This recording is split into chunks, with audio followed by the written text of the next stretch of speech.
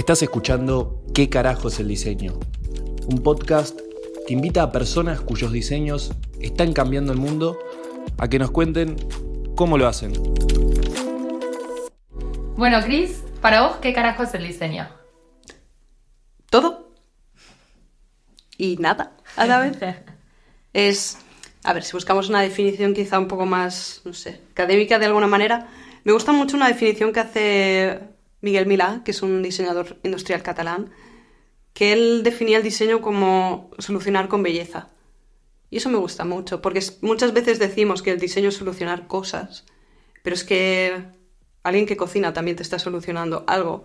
En la peluquería también te están solucionando el peinado. Entonces, solucionar no sirve como definición de diseño. Solucionar con belleza ya se acerca un poco más. ¿Todo lo que diseñamos tiene que ser bello? ¿Cómo se democratiza la educación en diseño? Hoy hablamos con Cris Busquets, diseñadora UX especializada en soluciones end-to-end con experiencia en liderazgo, producto y docencia. Es la fundadora de UI from Mars y también escribió el libro Diseño desde Marte, el primer manual de diseño de producto digital en español. Actualmente es Product Designer en Automattic, donde emplea metodologías y procesos de diseño todos los días. Conversamos acerca de cómo está el mercado de diseñadores, qué etiquetas tienen y qué deben aprender las nuevas generaciones de profesionales en un mundo donde la inteligencia artificial desafía los fundamentos del diseño. Quédate para descubrir qué carajo es el diseño, por lo menos para Cris. Pero es difícil. De hecho, por eso tenemos tantos títulos. UX Design, UI Design. Bueno, está bueno, es como solucionar servicios, solucionar interfaces. Sí, pero es muy difícil. A cada persona que le pregunte seguramente te dará una definición diferente y un título diferente. O sea, bueno, así estamos. ¿Todas las cosas que diseñamos tienen que ser bellas o qué pasa con las que no se ven? Buena pregunta. Pienso que todo tiene que estar bien hecho. Aunque no lo vea nadie, porque yo sí sé que eso está allí. Es que al final creo que todos los que nos dedicamos al diseño tenemos este punto obsesivo, seguramente. Y quizás lo bello no es solo lo estético en ese sentido, ¿no? Y pasa a ser como lo bello es lo que está bien construido, lo bello es lo que tiene sentido. Si te paras a pensar el trabajo que haces o que hacemos, es que hacemos muchas cosas también. O sea, precisamente la parte de, digamos, Figma, diseño de interfaz, es como solo una parte. Lamentablemente es la que se ve y la que ve mucha gente. Y entonces, ¿cuál crees que es el superpoder de un diseñador de experiencias digitales? Casi te diría saber eliminarse de la ecuación, en el sentido de que estás resolviendo algo para alguien, no para ti. Y a veces tenemos tendencia a diseñar las cosas como lo haríamos nosotros, como nos iría bien a nosotros y no sé. Despojarse de los sesgos. Sí. Y esa es la parte difícil, porque resolver un problema o lanzar una nueva funcionalidad da igual. Sobre todo cuando muchas veces no somos nuestro usuario, ¿no? Claro, y eso es lo que cuesta muchas veces. El asumir que, vale, nos llega el encargo, porque al final son encargos. O de nosotras a nosotras mismas, de stakeholders, de los usuarios cuando se quejan. No diseñamos para nosotros. ¿Creen que es más difícil diseñar para un usuario que se parece a uno o para uno que no conocemos nada? Ahí sí o sí el que se parece a uno. O sea, es como, obviamente vas a dar tus sesgos, etcétera, pero al final de alguna manera esos sesgos son porque te conoces y sos ese usuario. Pero siempre es peligroso. Mira, me has hecho pensar en el proyecto en el que estoy trabajando en la funcionalidad de newsletters para Jetpack y para WordPress.com. Yo tengo una newsletter, entonces estoy diseñando todo el rato las funcionalidades que sé que hacen falta, pero sé que hacen falta porque hago eso hace 6 años. Y en este sentido creo que ayuda. El problema es cuando te crees que conoces el sector. ¿Hasta dónde el research te ayuda a ponerte en los zapatos del otro? Y hasta dónde uno se tiene que embarrar para realmente conocer eso, ¿no? Sí, además el research ayuda tampoco... Igual esto va a ser polémico. No creo que tenga que guiar todo lo que hacemos. Porque al final los usuarios también tienen sus sesgos, tienen su perspectiva y no conocen la otra parte, que es la de negocio. Entonces, como, vale, los usuarios me han dicho o hemos visto que quieren tal.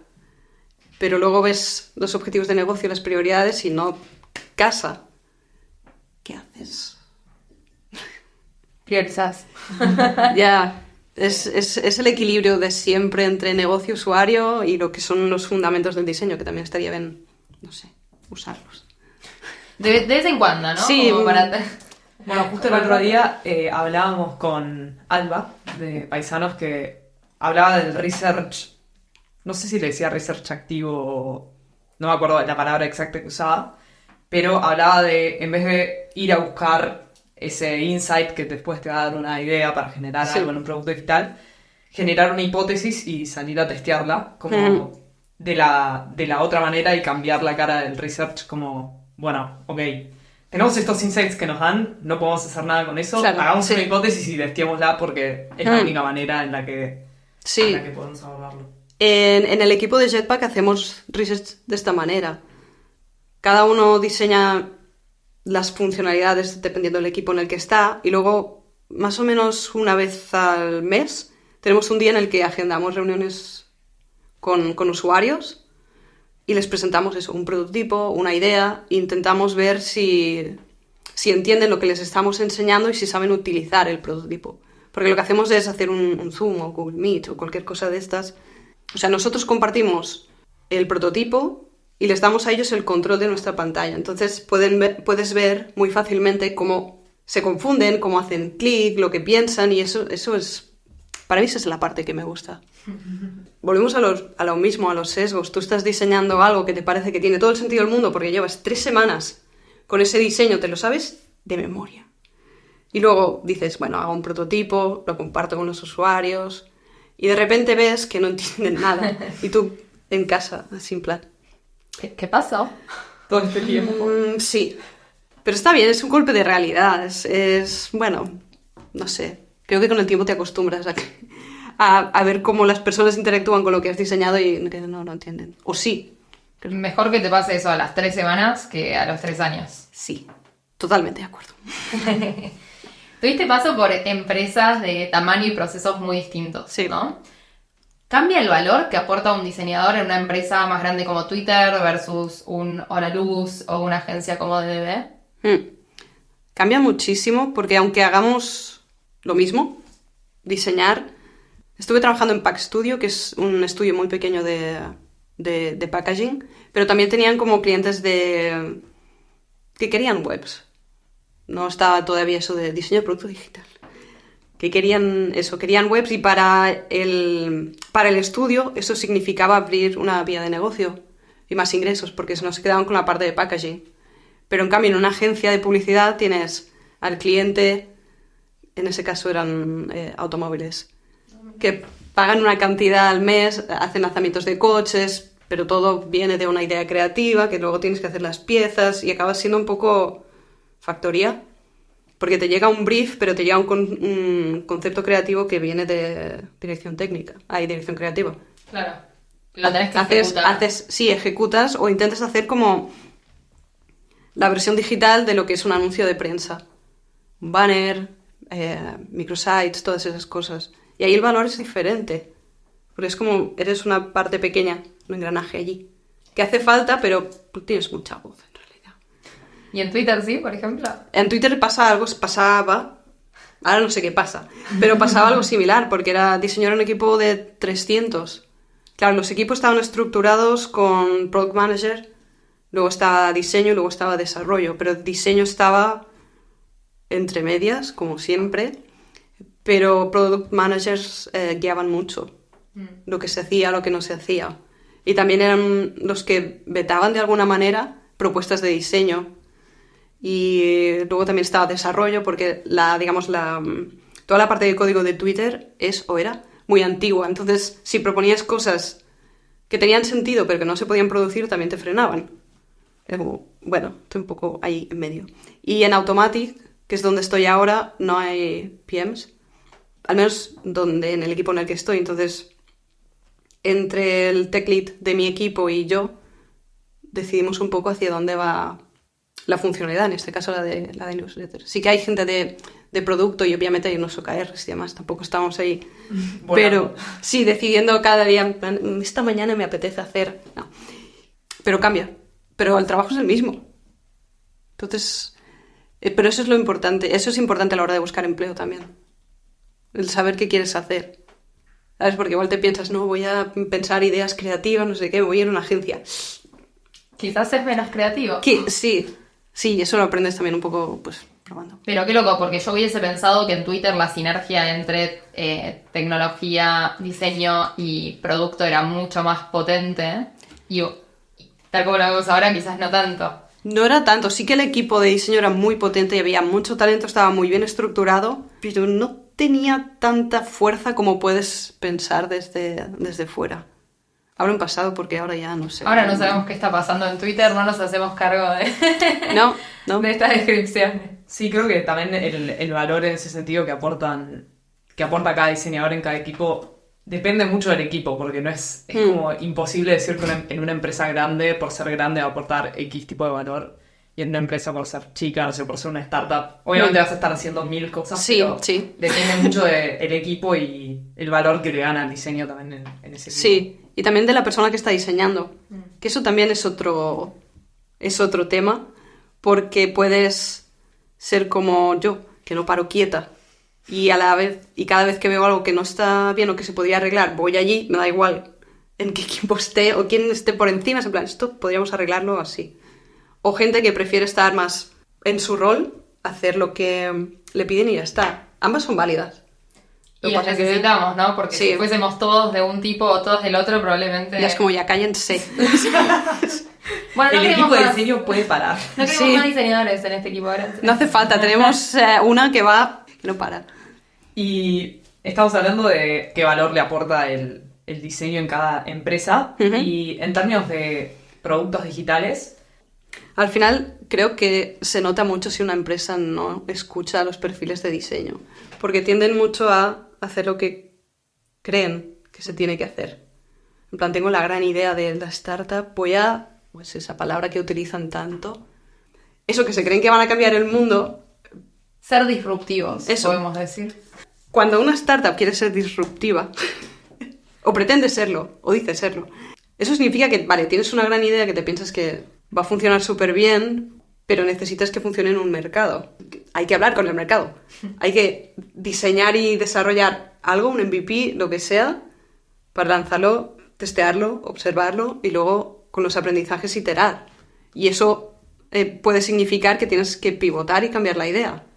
Que esa idea tan maravillosa para la que estás buscando financiación o lo que sea, pues igual no era tan buena idea. Y en una empresa más grande, pues más o menos lo mismo. Porque Automatic, o sea, estamos haciendo la funcionalidad de newsletters porque nuestro target son bloggers. Entonces, tiene bastante sentido. Sí, y me parece súper interesante pensarlo justo en Automatic porque es WordPress, bueno, no sé hace cuánto salió, pero las personas siguen usándolo y se sigue reinventando y siguen agregando funcionalidades y creo que es como que siguen generando ese fit a lo largo del tiempo. Sí, es que además WordPress, o sea, salen muchas herramientas a las que se les da mucho boom, especialmente en redes sociales. En plan, no voy a mencionar ninguna, pero quien escuche esto ya se va a imaginar algunas. Pero tienes a WordPress que sigue siendo la plataforma con la que se crean un 43% de las webs que hay. Wow. El tema es la versatilidad, el que no se quedan con tu contenido y que puedes empezar con un blog, pero puedes crear después una tienda, una página web de cursos, podcast, cualquier cosa y ya. ¿Y cómo crees que lograron eso y que logran eso las empresas? Seguir generando ese feed. Creo que teniendo muy claro a quién estás sirviendo. Puedes encontrar Product Market Fit. Supongamos que hemos diseñado un MVP, que es lo que el mercado necesita, que tiene extracción, todo eso. Vale. Pero eso habrá que desarrollarlo de alguna manera, hacerlo crecer, mejorarlo. Entonces tienes que no perder el norte, básicamente, y empezar a decir, no, es que me ha dicho el CEO de no sé qué empresa que se pondrá de moda tal, vamos a invertir en inteligencia artificial y vamos a poner inteligencia artificial aquí. Es en plan, y quizá no hace falta. Pero todos lo están haciendo. Ya, precisamente por eso, ¿por qué? Exacto. Recién cuando hablas pensaba, qué loco, porque quizás ese rol que tiene un founder en una startup del sesgo, lo tiene un PM en una feature. Claro.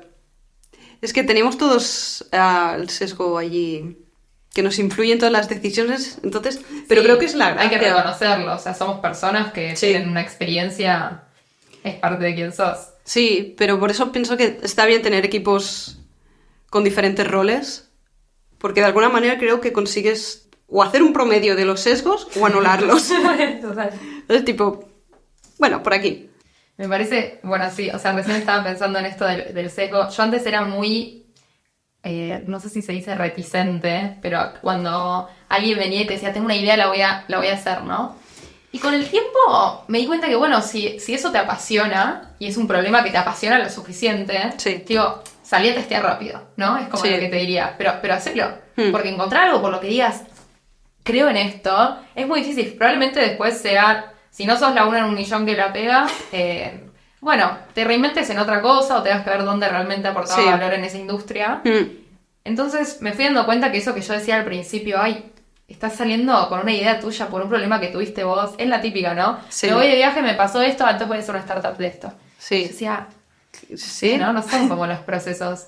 Y bueno, como no hay recetas, quizás es... Sí. Si es un punto de partida, que sea el que venga. Después tratemos de llevarlo al mejor puerto posible.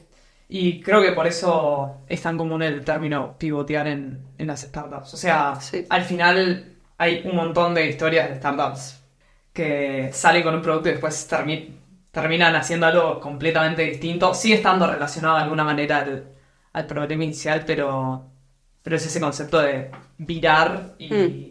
Hay ejemplos, o sea, no hace falta pensar solo en el concepto startup porque nos lleva ahora. Nintendo era un juego de cartas. O sea, más pivote que Nintendo creo que es hasta difícil. Está buenísimo. No tiene nada que ver con lo que empezaron con lo que han terminado haciendo. Por eso decía lo de escuchar lo que está pasando alrededor.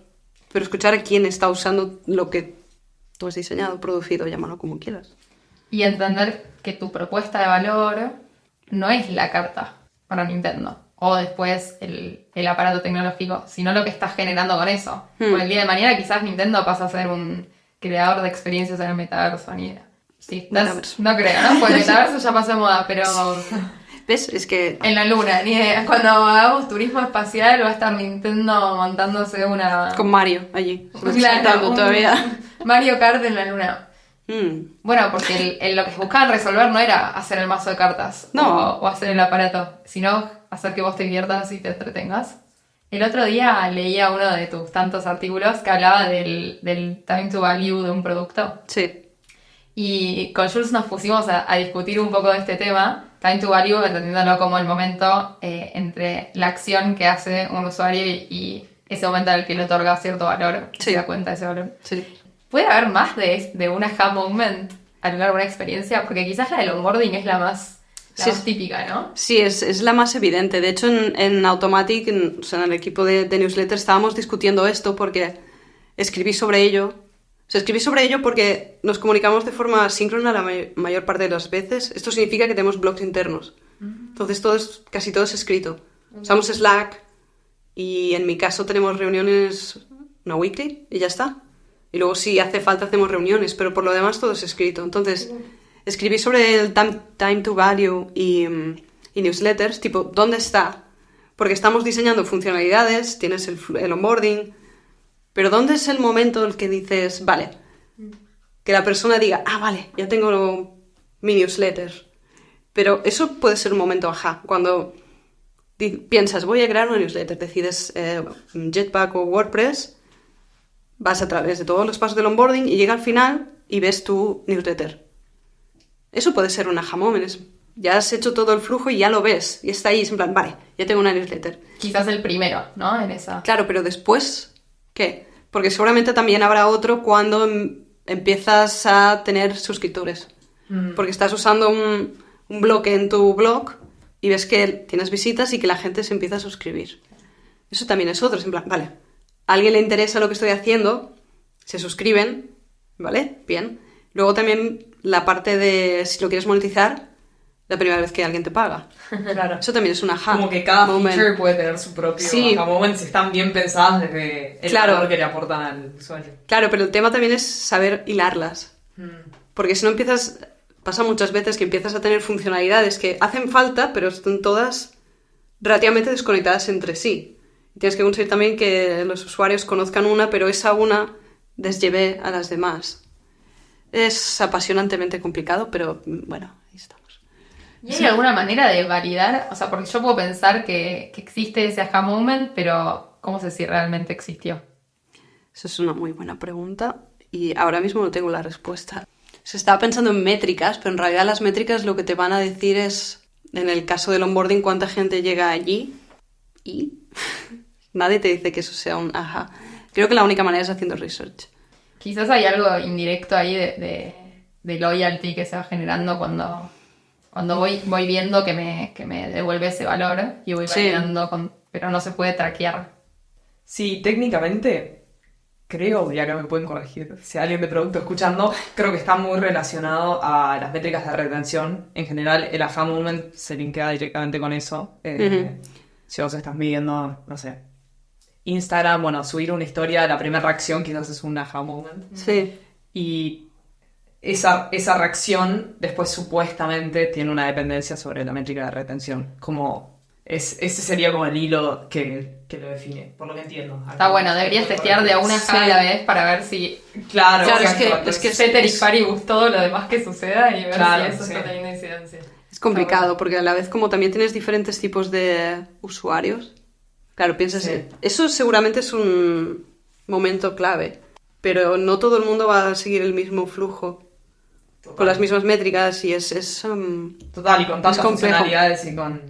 probar, diría. Con esto, Como sí. con todo. Prueba y error, bienvenidos al proceso de diseño. Nos gusta testear y fallar. Sí. Bueno, acertar a veces también está bien. De vez en cuando, si llega no me molesta. Ex- Ahora me hace un poco de sentido, Chris, la manera en la que tienen de trabajar y quizás tu link directo con publicaciones diarias y varias durante el día, que Sí. es algo que me sorprende mucho de vos porque estás todo el tiempo generando contenido y quizás ahora hablo como usuaria de una calidad muy alta. Y que lo querés ir a leer y son quizás cortos, como que entendés ese match entre lo que vos te interesa o lo que me puede interesar a mí. Decíamos con Jules que es una manera de democratizar la educación de la disciplina, porque, bueno, y lo hablamos recién antes de empezar a grabar, pero es contenido que Está ahí. ocupo Está ahí. todo el tiempo. Sí. ¿Qué contenido es el que crees más relevante publicar? Partamos de la base de que empecé a escribir UI from Mars, o sea, porque me gusta escribir y eso es evidente, pero porque a mí me costó estudiar diseño. Yo quería estudiar lo típico de las grandes escuelas de diseño, pero son muy caras. Entonces no tuve, o sea, acabé haciendo un ciclo formativo, no tuve fácil. Y lo que quiero es eso, democratizar de alguna manera el acceso a la profesión, porque es una profesión que para nosotros es como muy evidente que existe y que hace falta, pero sigue siendo como extraña.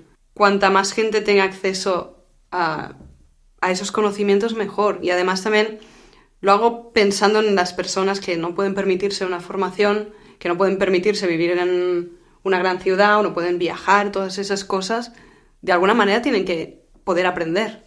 Al menos al inicio, como para tener una base y a partir de aquí pues ya empezar a construir. Respecto a la pregunta que me has hecho, tipo de contenido, yo es que soy muy pesada, pero los fundamentos del diseño es lo que hace falta. Porque hay cosas que van y vienen, hay modas, la inteligencia artificial y todo lo que quieras mencionar, pero las bases están allí. Llevan estando aquí mucho tiempo y no van a cambiar, porque todo lo que hagamos va a necesitar conocer a los usuarios, que sepas componer tipografías, que sepas manejar bien el color, las retículas, todas esas cosas. Eso va a hacer falta, da igual lo que diseñes, el sector en el que estés. Cuando no tengamos pantallas ya hablaremos de eso, tenemos otro podcast. Pero seguimos teniendo pantallas. Incluso la inteligencia artificial tiene pantallas. Tienes ChatGPT, Perplexity y otras herramientas que son interfaces. Sí. Son formularios, pero son interfaces. El otro día hablaba con alguien que me decía, van a seguir existiendo esas pantallas, quizás toman otro formato, Sí. pero no es que va a dejar de existir la interfaz, porque no podríamos vivir solo del audio. No. Entonces, en ese sentido, de alguna manera se va a ir construyendo. No va a ser exactamente igual como la conocemos ahora, pero tampoco la de ahora es igual que la de hace 20 años. Sí, y además sí que es cierto que hay empresas que están intentando como investigar hacia dónde puede ir todo esto, como Humane, con el pin que proyecta en tu mano, pero eso sigue siendo una interfaz. No es una pantalla y, vale, la interacción es con estos gestos de las manos y demás, pero sigue siendo una interfaz. No es pantalla, pero es interfaz. Y es la diferencia entre hablar de soy diseñador de pantallas versus soy diseñador de interacciones, porque como mueves los dedos es una interacción, Sí. como gestualizas, como Sí. hablas, como tocas una pantalla, todo es una interacción. Y ahí también supongo los 300 títulos que decíamos que tenemos. Motion Graphics, ¿sabes? Como que hacen falta todas, Sí. pero también confunden. Me salen dos preguntas de todo lo que me acabas de contestar. Quizás la primera es, ¿quién es tu audiencia? Yo. No, es broma. Mi mejor usuaria, yo misma. No, a ver, tiene sentido lo que dices. O Sí, sea, obvio. Sí. lo he dicho porque para mí escribía o escribo lo que me gustaría haber leído o lo que me gustaría leer. Entonces, para mí son personas de habla hispana con interés en el diseño.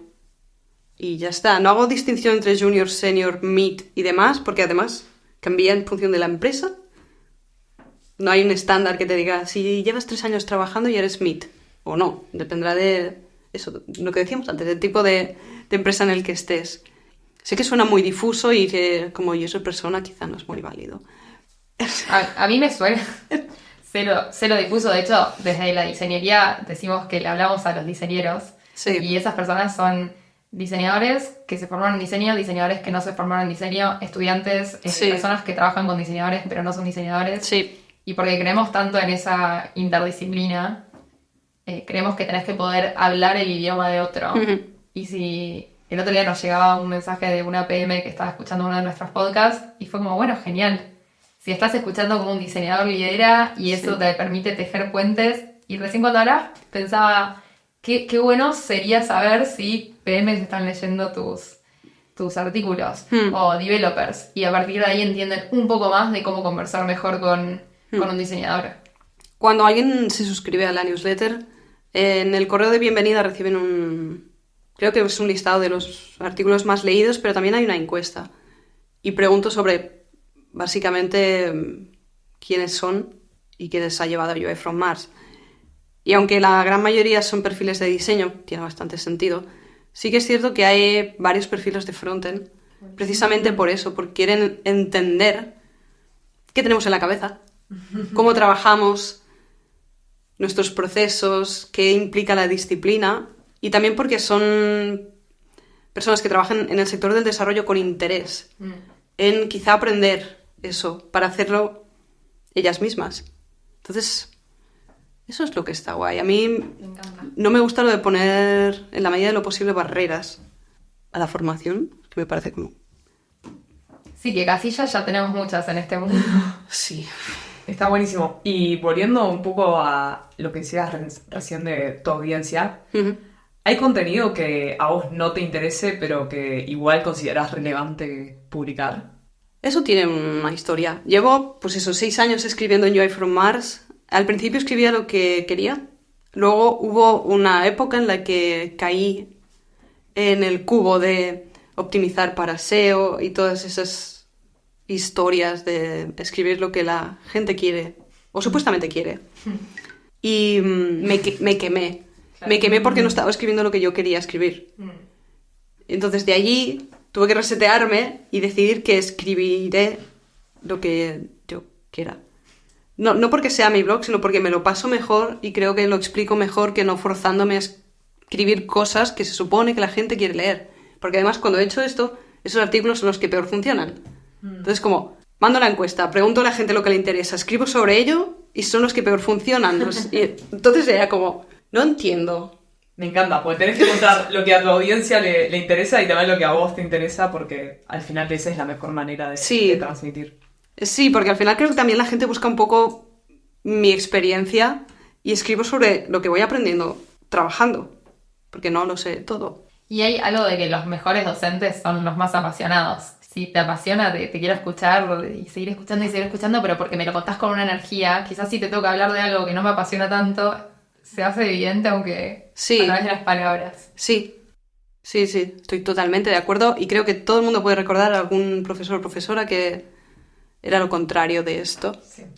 ¿Ves? El que se sentaba y leía un PowerPoint Sí. durante 3 horas. Sí, todos hemos tenido esos.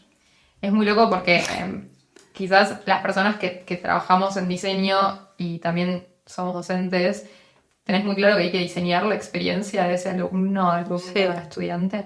Y no es tan obvio para todas las disciplinas. Y cuando te metes a dar una materia más de diseño, en carreras que no son de diseño, te das cuenta que estás haciendo algo raro. Sin pensar en tu usuario estudiante. Pero es un poco, es lo de, mira, justo en el principio, diseñar es todo, incluso una clase, porque nos sale. Porque yo no podría hacer una clase o una serie de clases sin pararme a pensar que me gustaría que esas personas aprendiesen. Total. ¿Sabes? No me sentaré ahí en plan, bueno, pues Figma o cualquier a mí me cosa. interesa esto, así que escúchame y... Sí, y no pregunten. No, eso no funciona. Total. En esto de seguir aprendiendo y seguir... Porque me imagino que probablemente muchas de las cosas que estás escribiendo ahora, hace 4 años no tenías idea o son cosas nuevas. Y hay veces que se dice que cuando enseñás aprendés más vos que el otro porque tenés que entender ese contenido para poder explicarlo. Nos preguntamos si el concepto de marginalidad aplica al aprendizaje. O sea, si cuanto más sabes es más difícil seguir aprendiendo o al revés. Creo que a mí me pasa al revés, que cuanto más sé, más quiero saber. ¿Sabes? Porque como que empiezas a tirar del hilo y eso, mira, por ejemplo, lo que decíamos antes del time to value. Vale, te encuentras con ese concepto, empiezas a intentar aplicarlo. Luego dices, vale, ¿cómo lo mido? Y luego empiezas a tirar de otro hilo. Vamos métricas ahora. Claro, métricas. De las métricas te vas a, no sé, cualquier cosa y no sales de ella. Bueno, Ahí sí, estoy. es lo típico. Cuanto más sabes, menos sabes. Sí. Y eso cuando te das cuenta es un poco extraño, ¿eh? Dices, vale, ya sé todo lo que tengo que saber sobre diseño. Empiezas a trabajar el día siguiente y te das cuenta que no. Pero bueno, está bien. Y menos que la definición del diseño está cambiando mucho a lo largo del tiempo. A nosotros nos divertía un poco este ejercicio de preguntarnos qué carajo es el diseño, porque no estamos seguras de qué carajo es el diseño. Yo creo que voy cambiando la definición según voy aprendiendo. No sé, ¿alguien tiene alguna definición? La definición y no me vale el diccionario. ¿En los comentarios? Es como la filosofía. Y es que de pronto todas esas definiciones son medio incompletas. Sí, además iba a decir que para qué quieres definirlo. Vale, sí, para explicarlo, pero... ¿Explicarlo para qué? Porque según la audiencia que te esté pidiendo explicarlo, lo vas a explicar distinto. Sí, pero no lo vas a explicar dando una definición igualmente. No vas a dar una charla de diseño de producto digital con una sola slide con la definición. Esto. 3 líneas, ya está. ¿Preguntas? O sea, creo que el diseño precisamente se explica pues conversando sobre lo que hacemos, Sí, y en herramientas, sí. En el panel que hicimos el otro día, algunos de los panelistas hablaban de traer a la mayor cantidad de personas de distintas disciplinas a los procesos, a esos stakeholders que no entienden qué es el diseño, impulsar esos procesos colaborativos para que ese otro entienda. Porque si no lo hace, no pone las manos en la masa, no lo va a entender. Si busca, o sea, si ve el diseño como algo que hace esa persona y es algo que yo como product manager digo, mira, hay que hacer esto. Eso no funciona porque es metodología de fábrica, básicamente. Yo con las personas con las que mejor he trabajado que no sean de la disciplina de diseño son las que he podido trabajar mano a mano. Pero yo aprendiendo de ellas. La parte de frontend me interesa mucho. Porque al final son quienes van a desarrollar lo que estoy diseñando.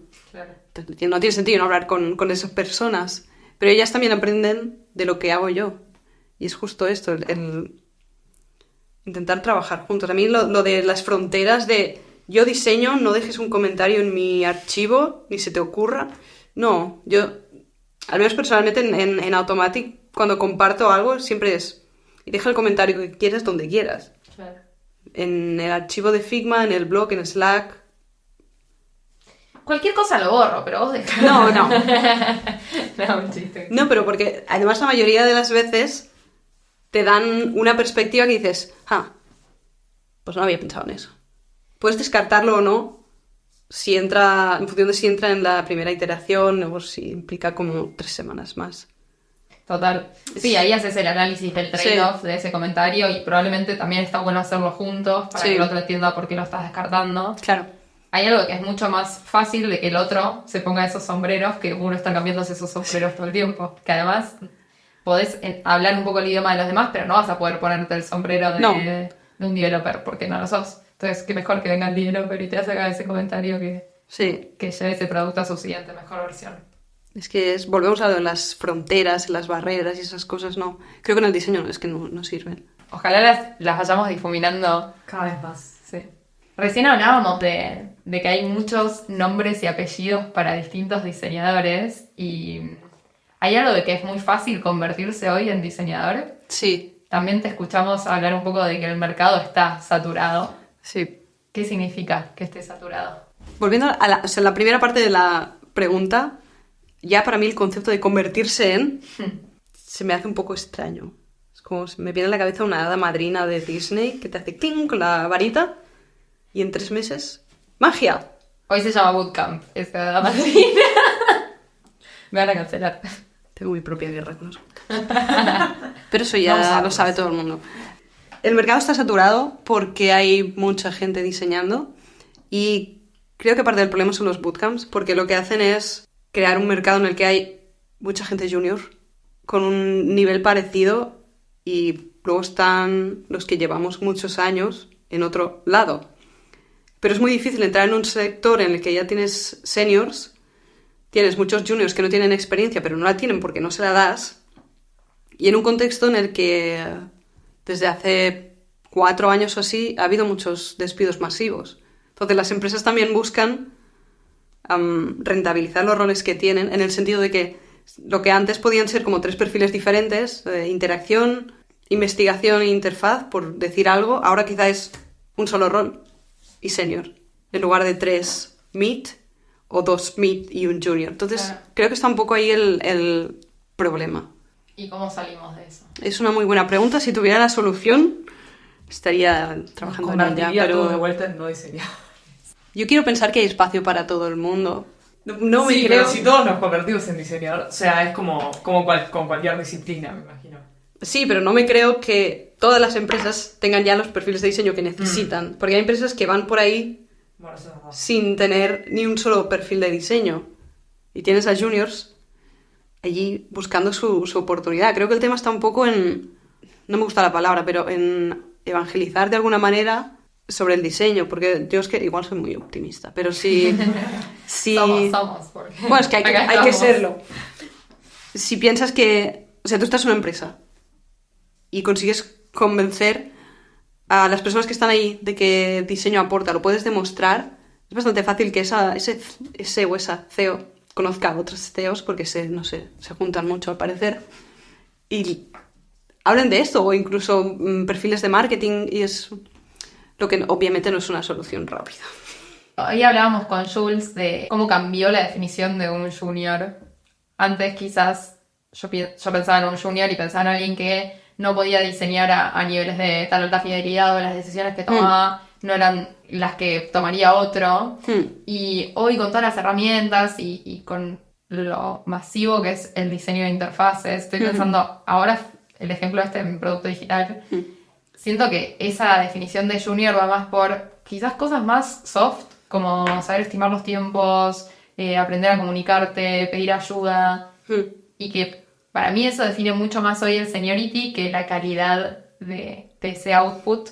Yo estoy de acuerdo. La manera de pasar de junior a senior son las habilidades, las blandas. Porque al final la parte técnica, todo el mundo, como decías, sabe usar las herramientas y eso no te va a llevar. O sea, tiene un límite el crecimiento que puedes tener siendo súper buena en habilidades, las técnicas, pero las blandas, las que implica que sepas comunicarte con otros roles, que sepas eso, saber cuánto tiempo te va a tomar hacer esta tarea, que sepas negociar con PMs, con desarrollo, para que esa funcionalidad salga.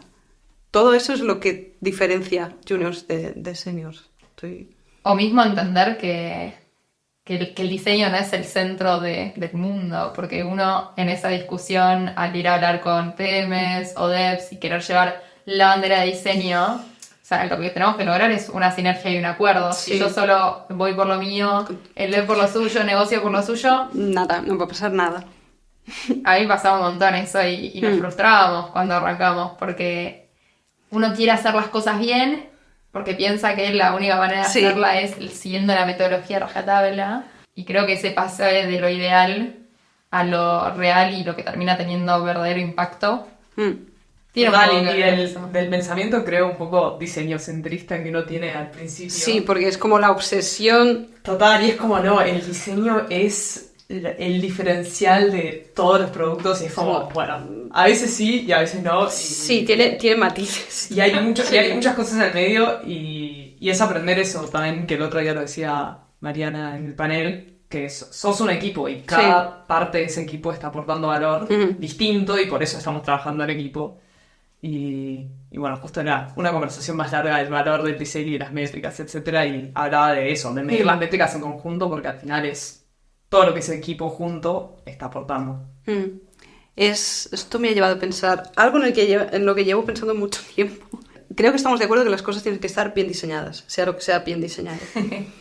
Pero es bastante probable que las personas que utilizan la aplicación o la página web no lo aprecien tanto. Entonces hay un límite entre obsesionarse con los espaciados, la tipografía y todas esas cosas, en el sentido de que nos obsesionan mucho, pero igual la gente no lo ve.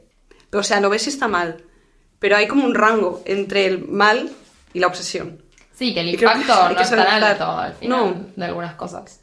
Pero es justo ese equilibrio en el que hay que, no sé, hay que entenderlo y también ceder, es lo que decíamos antes. No hace falta ir con la bandera de tipo, necesito que esto esté así. Igual puede estar un poco más hacia el mal. No, que nos está Si nos permite perjudicando sacar, el valor claro. que le estamos agregando y quizás entender que eso a un dev le llevaría un mes hacerlo Sí. no tiene sentido. Pero ahí está la parte compleja, el dejar el ego de lado, porque eso no significa que no sepas diseñar. Es que es muy difícil. Y aprendes bastante, lamentablemente, a malas estas cosas.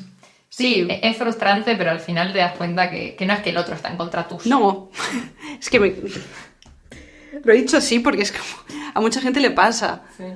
Cuando viene alguien de desarrollo y te da feedback, no te está cuestionando a ti, te está preguntando sobre lo que has resuelto y tiene dudas, porque tiene otra perspectiva, pero no te está criticando a ti ni te está diciendo, oye, no diseñas bien.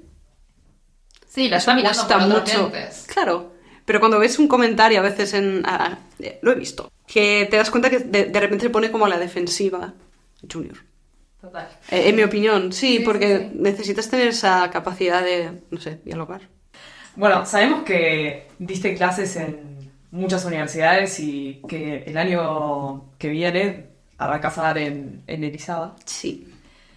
Y bueno, justamente esto que estábamos hablando recién del valor del junior o del valor del diseño, con Julia hablábamos que antes quizás uno en la universidad aprendía a diseñar wireframe y hoy quizás con un prompt puedes diseñar todo un flujo de UI. ¿Qué cosas crees que vas a mantener y qué cosas crees que vas a cambiar teniendo en cuenta todos estos cambios que están habiendo? Voy a intentar contestar dejando de lado mi no preferencia por la inteligencia artificial, no me gusta. Es que me salían otras palabras que no sonaban bien. Yo creo que seguiré volviendo a los fundamentos. ¿Por qué? Porque por mucho que tú sepas... También estamos suponiendo que la gente sabe escribir lo que necesita. Eso ya es un tema. Pero bueno, supongamos que la gente sabe escribir bien lo que necesita y sabe hablar el idioma de la IA, o sea, en prompt, que la cosa esa entienda. El resultado que obtengas, tienes tú que saber evaluar si eso es bueno o no. Porque el criterio es lo que esos no sé, algoritmos no tienen. Porque son instrucciones, al final. Tú le pides algo, te lanza algo basado en sus aprendizajes en datos. Pero eso tampoco significa que eso sea bueno. Entonces, vale, tú diseñas con prompts. Vale, me parece súper bien. Pero necesitas saber si eso es correcto. Si tiene sentido, si la estructura es la que tiene que ser, etc. Entonces, ¿qué va a cambiar? Seguramente cambiará la parte de las herramientas, pero no la parte de el diseño de interfaz. No sé, lo podemos hablar en 5 años. O menos, porque viendo la velocidad, pues no sé, igual en un mes ya no sirve. Total. Pero creo que tiene que ver con esto de decías recién, uno tiene que saber qué escribir. Antes de Sí. saber qué escribir, tenés que saber qué necesitas. Claro. Y en ese saber qué necesitas es ese pensamiento crítico, Ujú. el mismo que te va a ayudar a definir si era eso, al final, lo que te dio la AI o no. Pero antes que pedírselo, tenés que saber si realmente vas a aportar valor con eso. La IA y la tecnología te ayuda a salir a testear más rápido, Vale, perfecto. pero mañana será otra herramienta. Sí, y es... Bueno, la parte de research. Ahora existen... ¿Cómo se llama? Hay una herramienta que es Synthetic User o algo así, que te hace research sin usuarios. La probé hace... creo que hace un año o así. O sea, la promesa suena súper bien. Pero a que ves los resultados, como vas a obtener más insights hablando con 3 personas que generando 3 personas basadas en promedios. Los promedios también tienen su peligro, ¿eh? Sí. Sí, porque al final los algoritmos están entrenados de una manera con unos datos determinados, tienen también sesgos, Sí. que no es tan solución ideal. La inteligencia artificial no me gusta en el sentido de que parece que sea la herramienta y que lo hace todo bien. Sí. Y bueno, hay que mirarlo con una perspectiva un poco crítica. Sí, que al final no existe nada. O sea, tenemos que diseñar, ¿no? No existe algo que diseñe por nosotros y nos vayamos a la playa. Sí, como herramienta, no sé, yo challengeo un poco eso del synthetic research. Sí. No pienso que va a reemplazar el research, pero sí que como una herramienta para agregar a ese set de herramientas puede hacer que lo que teste después tenga más sentido o me acerque más a sacarle más provecho al research que quizás me cuesta más plata luego. O puede que te dé como el punto inicial donde empezar y tener un poco claro las bases y a partir de ahí construir con investigación, digamos, convencional, tradicional. Son herramientas. Y volviendo a lo que recién decías de los fundamentals, que eso es lo que se va a mantener, ¿cuáles crees que serían como los básicos que se van a llevar de tus clases o de los cursos? ¿Puedo contestar los fundamentos? Me gustaría que se llevaran pues las bases o sea, ¿qué es el diseño? ¿De qué va la profesión? ¿Cuáles son las bases? Y también una manera de pensar y de enfocar el diseño, porque es lo que decíamos antes de que cuando empiezas a estudiar diseño muchas veces te hiperobsesionas con las tipografías y todas esas cosas, pero tienes que saber ver más allá de la profesión, que es lo que estábamos diciendo todo el rato. Entonces, un poco esas cosas. Me encanta porque también tiene que ver con que uno no diseña pensando en el output. Y si aprendemos a pensar, no vamos a estar pensando en la solución, sino en el problema. Claro, cuesta mucho hacer este cambio porque muchas veces cuando te vienen con un encargo piensas, vale, esto va a ser esta pantalla, esta y esta. Y a la que te pasas a pensar dices, pues igual no hace falta pantalla. Igual es un email. Total. Son un poco esos los matices, lo que decíamos antes entre junior, senior, habilidades, las técnicas, y eso yo consideraría que son más bien blandas. La parte crítica. Sí, permitirte dudar de tus assumptions y las assumptions de los demás. Primero, para permitirte dudar, saber cuáles son. Sí. Ahí, la técnica infalible para mí es diseñar algo, estar súper convencida, apagar el ordenador, encenderlo al día siguiente y pensar, ¿pero qué tenía yo en la cabeza ayer? No, porque muchas veces la primera idea, la que piensas que dices, esta es la idea, he dado con ella a la primera, no es la buena. Voy a hacer la última pregunta antes de pasar a sección de randoms. Vale. Y va con una intro, que es que cuando me vine a España, lo primero que hacía cuando aplicaba ofertas me pedían el salario. Primero que acá se mide anual, que Sí. en Argentina lo medimos mensual. Vale. Yo ya eso me descolocaba. Y, Es como, no sé. Claro, y le preguntaba a la gente que estaba acá y todos estaban en profesiones distintas y nadie Sí. me podía decir nada. Y entro a LinkedIn, salarios, España, UX, y me aparece tu reporte. Y dije, wow, alguien se está tratando de que esto sea un poco más transparente de lo que todo el resto está haciendo, porque es la típica que no te quieren decir el salario hasta la última entrevista, te piden el mínimo, el máximo, el intermedio, Sí, el de si trabajas desde la luna, si trabajas desde Japón. Entonces, quería preguntarte un poco cómo se te ocurrió hacer este reporte y qué es lo que buscabas. Resolver un problema que yo tenía. O sea, hay como dos motivos por los cuales empecé a hacer esto. Uno es este, y el otro es que vi en Twitter hace un montón de tiempo alguien que hizo un Excel de salarios de no sé qué profesión en Francia. Y pensé, pues igual puedo hacer como lo mismo. Y llevo 6 años haciéndolo, el primer año fue un Excel, en abierto, ahora es una encuesta de Google Forms, pero al final nace de eso, de mi propia necesidad de cuando estás, lo que decías ahora, cuando estás negociando una oferta de empleo, cuando estás no negociando ya, simplemente postulándote, que te preguntan salario y tú, ¿me lo dirás tú? Porque no lo sé.